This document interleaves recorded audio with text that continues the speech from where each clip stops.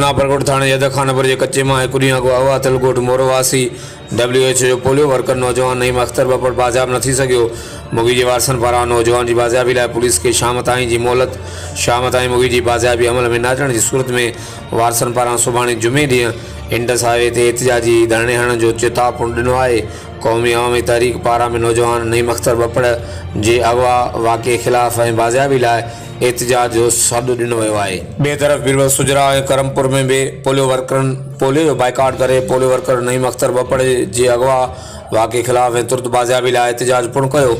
उन आवाज़ में मुलज़ ॾुआरनि पारां पुलिस का पंहिंजा मुतालबा मंझाइण लाइ पुलिस के धमकी आवेज़ वीडियो सोशल मीडिया ते वायरल करण जो सिलसिलो जारी है, जंहिंमें मुगी नईम अख्तर बपड़ SSP शिकारपुर के पंहिंजी बाजियाबी तुर्त अमल में आणण लाइ अपीलूं पूर्ण कर रहियो आहे। जॾहिं त नौजवान जे अगवा में मुलज़ ॾुआरी पंहिंजा मुतालबा मंझाइण लाइ SSP शिकारपुर समेत ज़िले शिकारपुर पुलिस इंतज़ामिया के धमकाए रहियो आहे। इलाइक़े जे ज़रियनि मूजिबि शाम देर ताईं मुगी नौजवान नईम अख्तर बपड़ जी बाजियाबी के मुमकिन बणण लाइ पुलिस राजूनियूं कोशिशूं वठी रही आहे।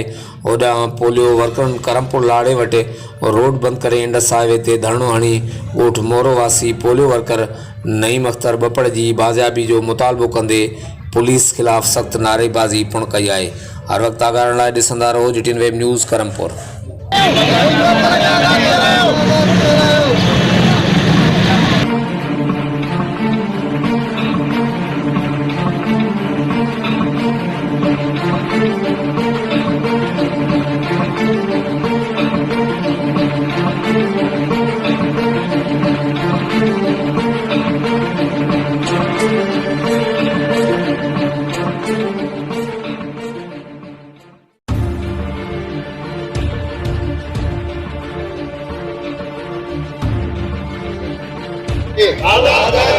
बपड़ के नईम बपड़ के पोलियो वर्करन के पोलियो वर्करन के पोलियो वर्करन के नईम बपड़ के नईम बपड़ के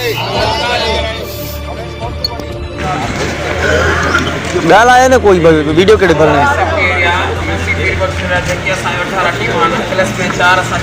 सुपरवाइजर हाजी सिद्ध खां ऐं डीआईजी लाड़काणो SSP शिकारपुर खां असां पोलियो वारनि खे तहफ़्फ़ुज़ ॾिनो हुयो। जीअं त असांजो नईम अख्तर बपड़ खे मदद मौली खेॾण जो अगवा कयो आहे ऐं उनमें जेके मुलवस ॾुआरी आहिनि उन्हनि खे सख़्त सां सज़ा ॾिनी वञे। असांजो बाइकाट तेसि ताईं जारी रहंदो जेसि ताईं असांजो वापसि UCP वापसि न ईंदो। इहो असां सां गॾु शिकारपुर डिस्ट्रिक्ट वारनि सां रिलेटिव कश्मीर वारा बि आहिनि।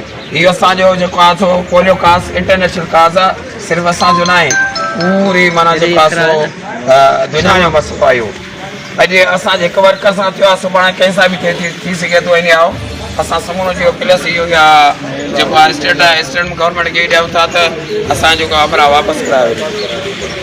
आज़ादु कयो।